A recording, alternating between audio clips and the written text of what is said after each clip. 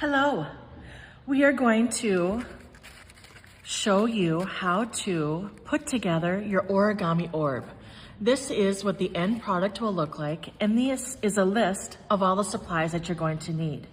So a printout of your origami orb, and you can decide if you wanted to leave it black and white, something like this, or if you wanted to use markers or colored pencils to add some color, variety, and brightness to it.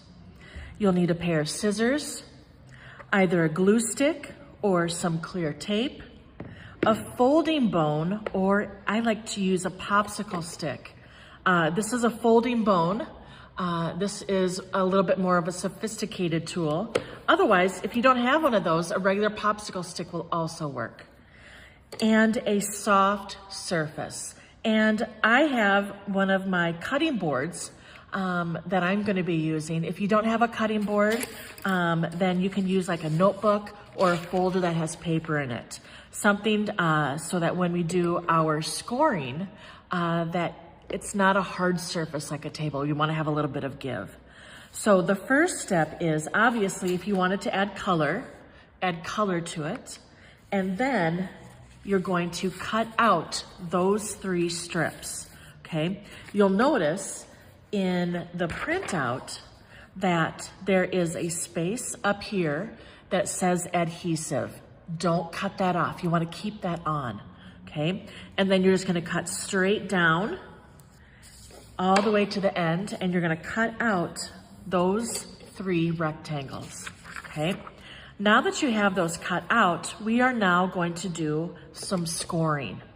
And scoring is when we take a sharper piece like this, or this end of the folding bone, and we are going to press and create an indent on all of these shapes that look like half of a circle. Once again, if you prefer, you can certainly use a popsicle stick. And you're literally just gonna go back and forth. It's almost like I'm rubbing it, but I wanna get that edge of the popsicle stick right on that line, okay? All of the designs have that semicircle, that half circle outlined in black.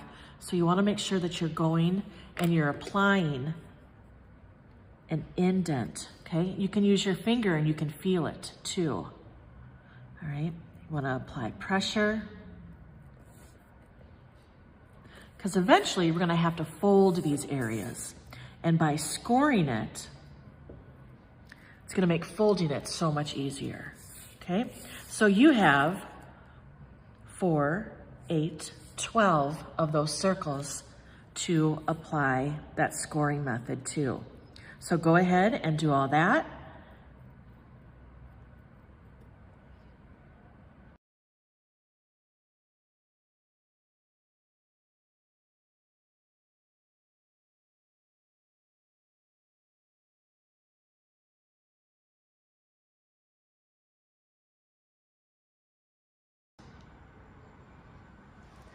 Now that I have all of my half circles scored, I'm now going to do a preliminary fold. And so I'm just going to be using my 2 thumbs and applying a little bit of pressure, folding that semicircle. Sometimes folding a curve is difficult. And so that's why it was really important that we scored it first, okay? So we can get that shape of the orb.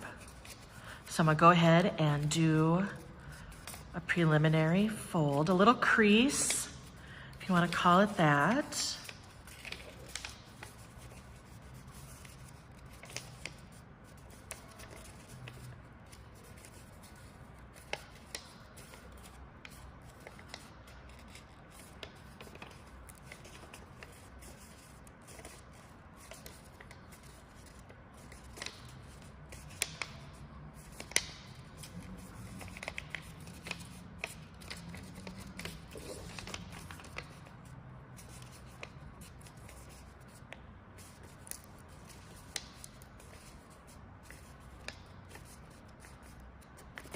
Two more to go.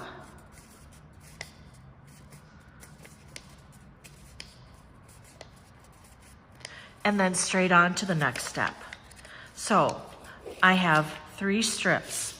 I'm gonna take 2 of them and I'm going to make them into a ring, and you can either apply glue right here where it says adhesive and then hold it down until the glue is dry, or if you wanted to work a little bit faster, you could certainly use a strip of clear tape.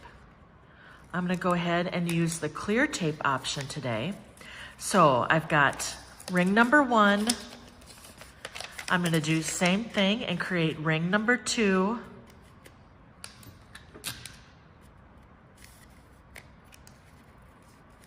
And this third one's gonna be a little bit different, so don't make a ring quite yet with that. Now I am going to put ring number 2 inside the first ring. Okay, just like this. And I want to rotate it so that the half circles are showing outward. Okay, so that one is showing outward. It's matched up with these, and this one is showing, okay? Now I am going to take the top of this strip, I'm gonna hold it right here, and I'm gonna go up, over, and down. Okay, so I'm gonna go up, I'm gonna bring it through this, I'm gonna curve it, and then go back down through this ring.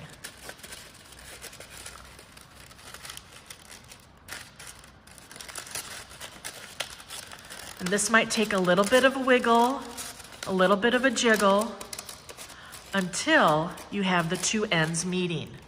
And then we're gonna do the same thing. We're going to apply either that glue or tape and create that last ring. Once you've got that last ring taped together, you're going to shift it very carefully because we want these to be on the outsides just like the first and second ring. So I don't want to tear it, so I'm going to be gentle. I'm going to be patient as best as I can. And I'm just going to shift it so that those half circles on all of the rings are facing the outside.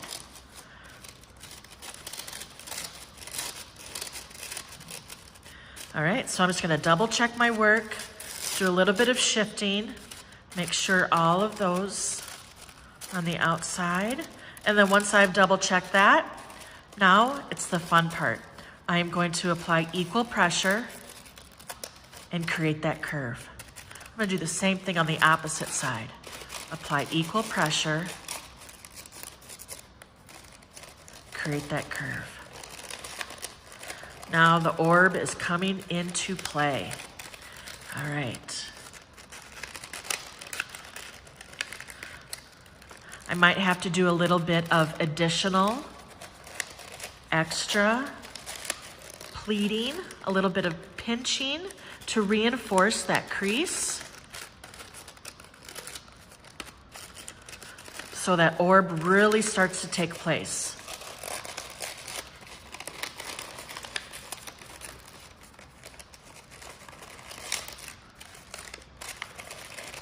A little shift.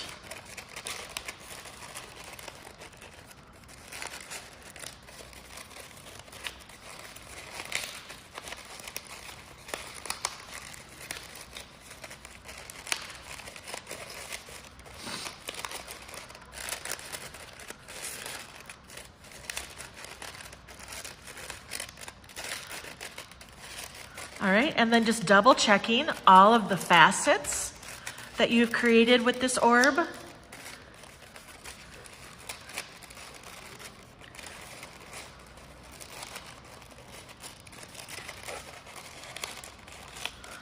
All right, almost there. Double checking. Oh, forgot this one.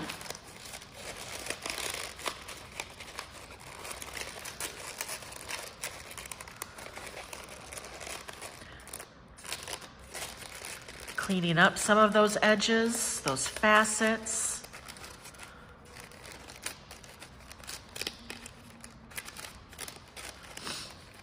Okay, and there you have it, the origami orb.